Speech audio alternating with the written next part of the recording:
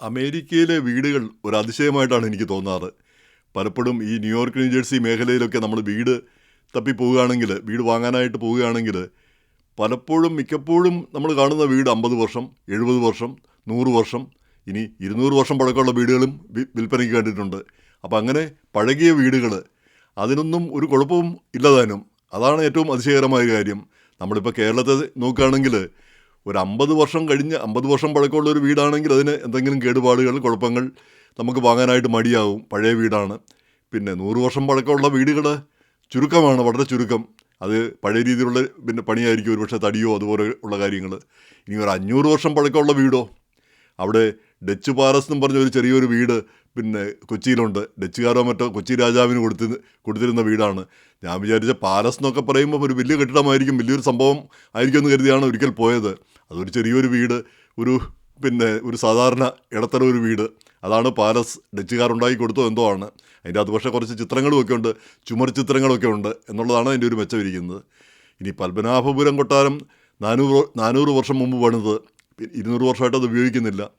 അതാണെങ്കിലും ഒരു പഴയ കെട്ടിട സമുച്ചയമാണ്. പഴയ രീതിയിൽ പണിതിരിക്കുന്ന വലിയ സംഭവങ്ങളൊന്നും അതിൽ കാണുന്നില്ല. അപ്പോൾ ഒരു 1000 വർഷം പഴക്കമുള്ള ഒരു കെട്ടിടം കേരളത്തിൽ ഉണ്ടെന്ന് തന്നെ നമുക്ക് പറയാൻ പറ്റത്തില്ല. അങ്ങനെ ഒരു കെട്ടിടം ഉണ്ടോ വാസം പറഞ്ഞാൽ? നമ്മുടെ ഈ ഭയങ്കര പാരമ്പര്യമൊക്കെ പറയുമെങ്കിലും ഒരു 1000 വർഷം പഴക്കമുള്ള ഒരു കെട്ടിടം ചൂണ്ടിക്കാണിക്കാൻ നമുക്കില്ല. അപ്പോൾ അതാണ് കേരളത്തിലെ സ്ഥിതി. എനിക്ക് തോന്നുന്നത് നമ്മുടെ കാലാവസ്ഥ കൊണ്ടായിരിക്കും ഒരു പക്ഷേ. കാരണം കടുത്ത മഴയും അതുപോലെ തന്നെ കാറ്റുമൊക്കെ വരുമ്പോൾ അതിനെ അതിജീവിക്കാനായിട്ട് നമ്മുടെ കെട്ടിടങ്ങൾക്കൊന്നും കഴിയാറില്ല. നേരെമറിച്ച് അമേരിക്കയിൽ കടുത്ത സ്നോയും തണുപ്പും ഒക്കെ ഉണ്ടെങ്കിലും അത് കെട്ടിടങ്ങളെ അധികം ബാധിക്കുന്നില്ല എന്നാണ് എനിക്ക് തോന്നിയിരിക്കുന്നത്. എന്ന് മാത്രമല്ല, അതിൻ്റെ ആ നിർമ്മാണ രീതിയിലുള്ള വ്യത്യാസമാണ്.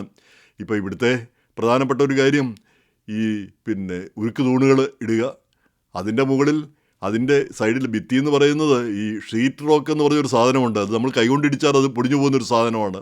അത് അതുപോലെ തന്നെ തട്ടും മിക്കവാറും പ്ലൈവുഡ് ആകാം, അല്ലെങ്കിൽ ഇപ്പോൾ പുതിയൊരു സാധനമുണ്ട് അത് പ്ലാസ്റ്റിക്കോ റബ്ബറോ ഒക്കെ കൊണ്ടുള്ളൊരു സാധനം, അതും അല്ലെങ്കിൽ തടിയാകാം. പഴയതെല്ലാം തടിയാണ്. ഇനി റൂഫാണെങ്കിൽ പ്ലൈവുഡ് അതുപോലെയുള്ള സാധനങ്ങളാണ്. ആ പ്ലൈവുഡ് ഇട്ടിട്ട് അടിച്ചിട്ട് അതിൻ്റെ മുകളിൽ ഈ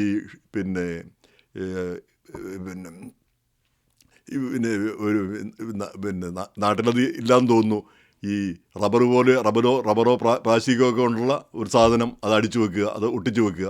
ഇത്രയേ ഉള്ളൂ കാര്യങ്ങൾ. ഷിംഗിൾസ് എന്ന് പറയും. നമ്മുടെ നാട്ടിലത് അങ്ങനെ കാണാറില്ല, നമ്മുടെ കാലാവസ്ഥയ്ക്ക് പറ്റില്ലായിരിക്കാം. അപ്പോൾ അത്രയേ ഉള്ളൂ. വളരെ ഇതിലെ ഈ തൂണും ഇതൊക്കെ അവിടെ നിൽക്കും. ബാക്കിയുള്ള കാര്യങ്ങൾ ഏത് വേണേലും നമുക്ക് മാറാം, എപ്പോൾ വേണേലും മാറാം. കുറച്ച് കഴിയുമ്പം 10-20 വർഷം കഴിയുമ്പോഴത്തേക്ക് ഇതെല്ലാം മാറ്റി പുതുക്കാം, വീണ്ടും പുതുക്കാം. അപ്പോൾ ആ വീട് ഇങ്ങനെ അങ്ങ് ദീർഘകാലം അങ്ങ് തുടർന്നുകൊണ്ട് പോയിരിക്കും, ഇത് ഇടിച്ചു പൊളിക്കുന്നത് വരെ. നേരെ മറിച്ച് പുതുതായിട്ട് നിർമ്മിക്കുന്ന വീടുകൾ ഇപ്പം പുതിയ സ്ഥലങ്ങളിൽ, ഇപ്പം ഡാലസിലും അല്ലെങ്കിൽ അതുപോലെ ഫ്ലോറിഡയിൽ പലയിടത്തും ഒക്കെ പുതിയ വീടുകൾ. അപ്പം നമ്മുടെ തന്നെ ആളുകൾ അവിടെ ചെല്ലുമ്പം വലിയ കൊട്ടാര സമാനമായ വീടുകളിൽ താമസിക്കും. ഇപ്പം ന്യൂയോർക്ക്, ഈ ന്യൂജേഴ്സിയൊക്കെ മേഖലകളിൽ ഈ പഴയ വീടുകൾ അത് അത്രയ്ക്കൊന്നും വിശാലമായിരിക്കില്ല. എന്നാൽ വിലയോ എത്രയോ ഭയങ്കരമായ വില. ഈ ഫ്ലോറിഡയിലോ അല്ലെ ഡാലസിലോ ഒക്കെ ഉള്ളതിൻ്റെ ഇരട്ടി വില, അതിൽ കൂടുതൽ വില. പക്ഷേ ഇപ്പം അവിടെയെല്ലാം വില കൂടി. കാരണം മലയാളികളെല്ലാം ധാരാളമായിട്ട് അവിടേക്കൊക്കെ കുടിയേറുന്നു. മലയാളികളും ഇന്ത്യക്കാരും ഒക്കെ അങ്ങോട്ടൊക്കെ പോകുന്നു, പല കാരണങ്ങളുമുണ്ട്. ഇപ്പം ഫ്ലോറിഡയിൽ ടാക്സ് കുറവ്, ജീവിത ചെലവ് കുറവ്, അങ്ങനെ പല കാരണങ്ങൾ. ടെക്സസിലും അങ്ങനെയൊക്കെ തന്നെ. അപ്പം ഇതൊക്കെ കൊണ്ട് പലരും അങ്ങോട്ടൊക്കെ പോകുന്നു. പക്ഷേ കാലാവസ്ഥയും നമ്മൾ ജീവിച്ചിരുന്ന സ്ഥലം, നമ്മൾ സ്ഥിരമായിട്ട് ജീവിക്കുന്ന സ്ഥലത്തോടാണ് നമ്മുടെ അറ്റാച്ച്മെൻ്റ് ഉള്ളത്. അത് അവിടുത്തെ കുറവുകൾ എന്താണെങ്കിലും ആ കുറവുകളിലൂടെ ഉൾക്കൊണ്ടുകൊണ്ടാണ് നമ്മൾ ജീവിക്കുന്നത്. അപ്പോൾ ഈ കെട്ടിടം പണിയെപ്പറ്റി ഇങ്ങനെ ഇപ്പം പ്ലൈവുഡ് കൊണ്ട് റൂഫ് നമുക്കത് ചിന്തിക്കാനാവില്ല. അല്ല തട്ട് നമ്മുടെ വീടിൻ്റെ മുറികളിലെ മുറികൾക്ക് തട്ടിടുന്നത് പ്ലൈവുഡ് കൊണ്ട്, അതും നമുക്ക് ആലോചിക്കാനാവില്ല. അതെന്തുകൊണ്ടാണെന്ന് അറിഞ്ഞുകൂടാ. വാസ്തവം പറഞ്ഞാൽ അങ്ങനെയുള്ള ചീപ്പറായിട്ടുള്ള മെറ്റീരിയലും അതുപോലെ തന്നെ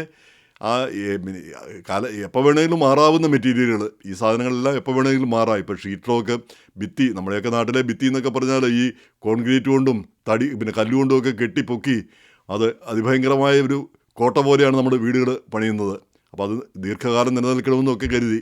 എന്നാലും ഒരു 50 വർഷമൊക്കെ ആകുമ്പോഴത്തേക്ക് അതിന് വിയർ ആൻഡ് ടിയർ, കാലാവസ്ഥ കൊണ്ട് അത് പല ഭാഗങ്ങളിലുമെല്ലാം ദോഷങ്ങൾ സംഭവിക്കും. അപ്പം ഇതാണ് ഈ പിന്നെ ഒരുപാട് കാലം നിലനിൽക്കില്ലെങ്കിൽ വാസ്തവം പറഞ്ഞാൽ കേരളത്തിലൊക്കെ ഈ ഇങ്ങനെയുള്ള മെറ്റീരിയലുകൾ നമ്മൾ മാറ്റാവുന്നതും അതുപോലെ തന്നെ ചിലവ് കുറഞ്ഞതുമായ കാര്യങ്ങൾ കൊണ്ടാണ് വീട് ഉണ്ടാക്കേണ്ടത്. അതെന്തുകൊണ്ടോ അങ്ങനെ ഉണ്ടായി കാണുന്നില്ല. അങ്ങനെ ഒരു മാറ്റം കേരളത്തിൽ ഉണ്ടാവേണ്ടതാണെന്ന് എനിക്ക് പലപ്പോഴും തോന്നിയിട്ടുള്ള കാര്യമാണ്. അവിടെ വിവരമുള്ളവർ അതിനെപ്പറ്റി ഒന്ന് ചിന്തിക്കേണ്ടതാണ്.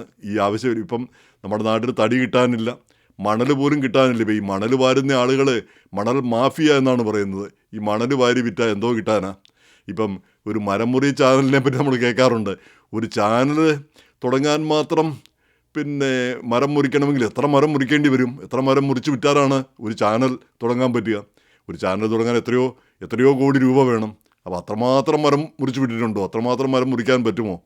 അപ്പോൾ ഇങ്ങനെയൊക്കെ നാട്ടിലെ കാര്യങ്ങളെല്ലാം അതിഭാവുകത്വം കലർന്നതാണ്. ഇപ്പം മണൽ വാരുന്നവരെ അല്ലെങ്കിൽ പിന്നെ മണലില്ലെങ്കിൽ വീട് പണിയാൻ പറ്റില്ല, അവരെ മാഫിയ എന്ന് വിളിക്കുന്നതിന് പകരം അവർ വാസം പറഞ്ഞ ഒരു ജനസേവനമാണ് ഒരർത്ഥത്തിൽ നടത്തുന്നത്.